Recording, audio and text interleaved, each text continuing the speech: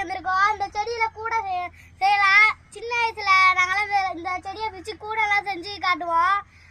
இப்ப யாருமே இதை செய்யறது இல்லை காய்ஸ். இப்ப உங்களுக்காக இப்ப செடியை பிச்சு காட்டுறோம் பாருங்க காய்ஸ். இங்க பாருங்க, அழகா இருக்கு.